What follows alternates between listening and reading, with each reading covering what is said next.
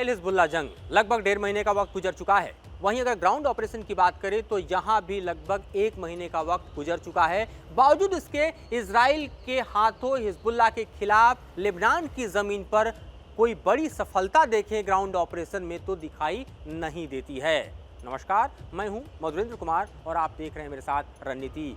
और आज हम रणनीति में चर्चा इसलिए कर रहे हैं कि दरअसल हिजबुल्लाह की वो क्या ताकत है जिसने इजराइल के पांव रोक रखे हैं। अगर आप एयर स्ट्राइक में देखिए तो जरूर आपको इजराइल की सेना लेबनान की जमीन पर हिजबुल्लाह के खिलाफ डेडली दिखाई देती है, क्योंकि एयर स्ट्राइक के जरिए आप दर्जन भर कमांडरों को मरते हुए देख रहे हैं। जो टॉप कमांडर हिजबुल्लाह का नसरुल्लाह है वो भी इजराइल के एयर स्ट्राइक में मारा गया। लेकिन अगर आप जमीनी स्ट्राइक में देखें जो कि 1 अक्टूबर को इजराइल की सेना ने लेबनान की जमीन पर लॉन्च किया, तो 1 महीने से ज्यादा का वक्त गुजर जाने के बाद भी इजराइल की सेना लेबनान की जमीन पर एक सिंगल गांव भी कैप्चर नहीं कर पाई है। जबकि अगर आप स्ट्रेंथ देखिए तो लगभग आपको 5 डिवीजन के साथ इजराइल की सेना लेबनान की जमीन पर अपने ग्राउंड ऑपरेशन को शुरू की थी।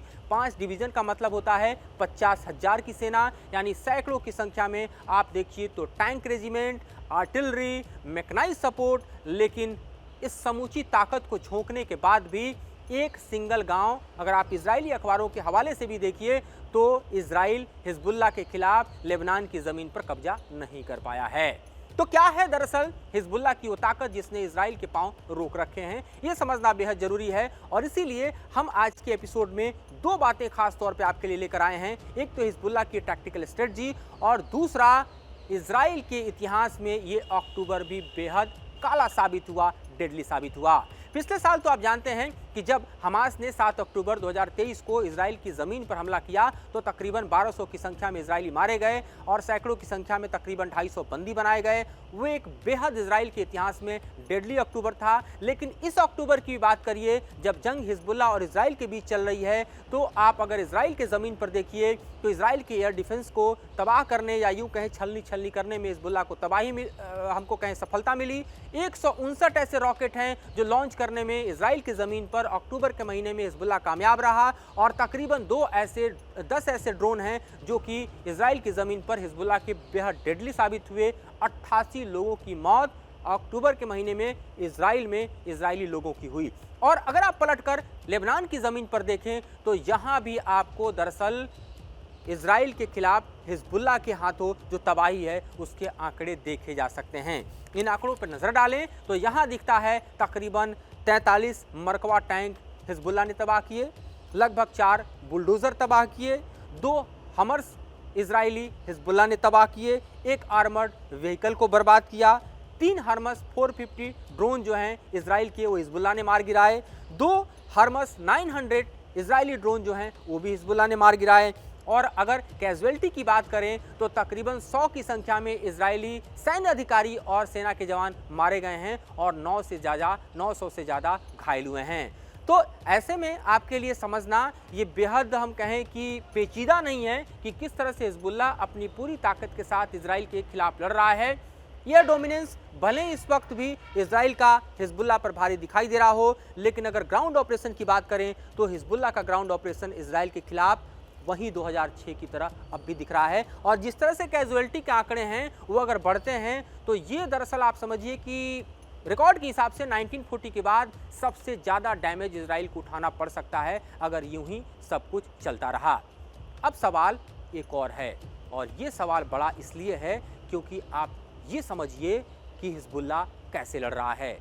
हिजबुल्लाह के लड़ाके एम्बुश करने में बेहद कामयाब हैं। हिजबुल्लाह के लड़ाकों की अगर बात करें तो ख़ास तौर पे वो टैक्टिकल वेपन्स का इस्तेमाल कर रहे हैं, प्रिसीजन वेपन्स का इस्तेमाल कर रहे हैं। उनके हाइड आउट्स को पता कर पाना इजरायली सेना के बश की बात नहीं है, जिसके कारण प्रिसीजन स्ट्राइक करने में इजराइल की सेना हिजबुल्लाह के लड़ाकों के खिलाफ कामयाब नहीं हो पा रही है। जबकि हम देखें तो ये कामयाबी हिजबुल्लाह के लड़ाकों को जरूर मिल रही है। टेरेन उनका है, ये टेरेन बेहद डिफ़िकल्ट है और जाहिर तौर पर उनके हाइड आउट्स जो हैं वो अपने आप में इजराइल के लिए टेढ़ी खीर है। दूसरी सबसे बड़ी बात कि यहाँ का जो टेरेन आप देख रहे हैं इसमें जहाँ फोलिएज है, जहाँ पहाड़ी इलाके हैं, और साथ ही आप यूँ समझिए कि हिजबुल्लाह के लड़ाके वेल ट्रेंड हैं। सीरिया की ज़मीन पर उन्होंने लड़ाई लड़ी है, लंबी लड़ाई लड़ी है, खासतौर पे ग्राउंड ऑपरेशंस में वो माहिर खिलाड़ी माने जाते हैं और इसलिए इजराइल के सामने कटिबद्ध और प्रतिबद्ध होकर वो लड़ते हुए दिखाई दे रहे हैं।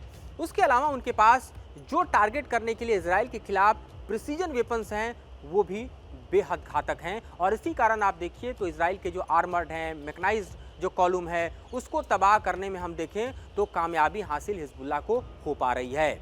आपके लिए ये भी समझना बेहद ज़रूरी है कि किस तरह से दरअसल हिजबुल्लाह का जो समूचा एक तरह से टैक्टिकल वॉरफेयर है वो इजराइल के लिए टेढ़ी खीर है।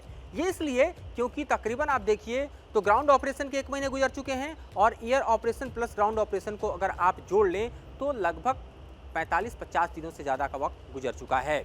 और ऐसी स्थिति में एक तरफ इजराइल ईरान के साथ भी इंगेज दिखाई दे रहा है, दूसरी तरफ हिजबुल्लाह के खिलाफ उसकी जंग जो है वो अपने मकाम तक नहीं पहुंच रही, यानी टारगेट को अचीव करने में कामयाब नहीं दिखाई दे रही। और इन परिस्थितियों में इजराइल किस तरह से फंसा हुआ है वो देखिए। अब इस स्थिति में जबकि इजराइल ने ईरान पर हमला किया, ईरान इजराइल पर पलटवार करने की तैयारी कर रहा है, ये प्रिपरेशंस चल रहा है, और दूसरी तरफ अगर आप देखें तो हिजबुल्लाह के साथ जंग में इजराइल बुरी तरह से फंसा हुआ दिखाई दे रहा है।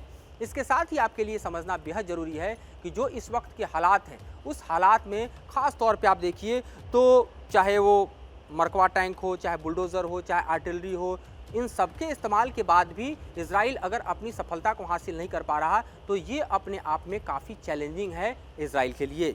साथ ही कुछ और आंकड़े हमारे पास हैं जो आपको ये बतलाने के लिए काफ़ी हैं कि किस तरह से इजराइल के लिए हिजबुल्लाह के खिलाफ लेबनान की ज़मीन पर ये ऑपरेशन टेढ़ी खीर है। ख़ास तौर पे खियाम के इलाके को देखिए, जहाँ पर तकरीबन 1 हफ्ते तक इजराइल की सेना लड़ती रही, बावजूद इसके वहाँ से उसके पाँव उखड़े, वो पीछे लौटने पर मजबूर हुई। वहाँ पर हेवी डैमेज जो है हिजबुल्लाह के इलाकों ने हमने देखा कि इजराइल के खिलाफ किया, और इस हेवी डैमेज के करने के कारण जो है इजराइल को अपने वहाँ से जो मशीनरी है, या फिर आप टैंक रेजिमेंट है, या फिर आप देखिए कि मैकेनाइज्ड इन्फेंट्री रेजिमेंट है, इन सबको वापस लाना पड़ा। तो ये बतलाने के लिए काफ़ी है कि किस तरह का डैमेज इस वक्त हिजबुल्लाह जो है वो कर रहा है, और इस डैमेज से हताहत होता हुआ इजराइल और इजराइल की सेना दिखाई दे रही है।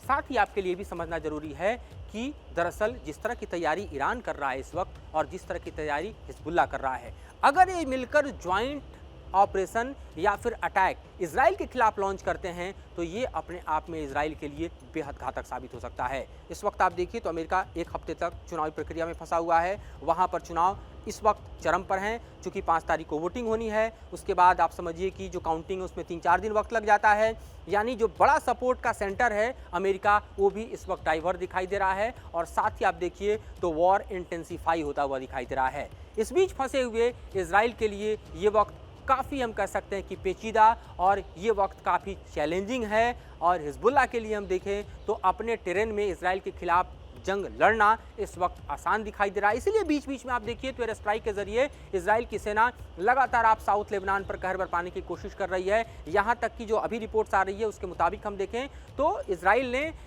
एक कमांडर जो है अपने नेवल ऑपरेशन के जरिए हिजबुल्लाह का पकड़ा है। लेकिन इसी बीच एक और जानकारी मेरे पास निकल कर आ रही है, वो ये बतला रही है कि किस तरह से बड़ा हमला दरअसल हिजबुल्लाह ने इजराइल के खिलाफ बोला है, और ये हमला इतना बड़ा है कि तकरीबन आप समझिए कि 28 अटैक्स जो है वो हिजबुल्लाह ने लॉन्च किए हैं। और आप समझिए कि जो इजराइल के मिलिट्री साइट से खास तौर पे गिलेलॉट बेस जो है उसको निशाना बनाया गया है, जहां पर कई रॉकेट लॉन्च होने में कामयाब हुए हैं। अभी इससे कितना बड़ा नुकसान हुआ है इसकी रिपोर्ट आनी बाकी है। इससे पहले भी इजराइल ने तेल अवीव के पास जो इंटेलिजेंस सेंटर है, हम देखें इजराइल का इंटेलिजेंस सेंटर, उसको भी हिजबुल्लाह ने टारगेट किया था। तो इस तरह से अपने टारगेट को लॉक करने में लगातार हिजबुल्लाह कामयाब भी होता दिखाई दे रहा है। फिलहाल इस मुद्दे पे इतनी ही जानकारी, इतना ही विश्लेषण। आगे हमारी नज़र बनी हुई है, आपको और ज़्यादा खबरें और ज़्यादा जानकारियों से रूबरू कराते रहेंगे। फिलहाल मुझे और मेरे सहयोगी विकास राय को दीजिए इजाज़त।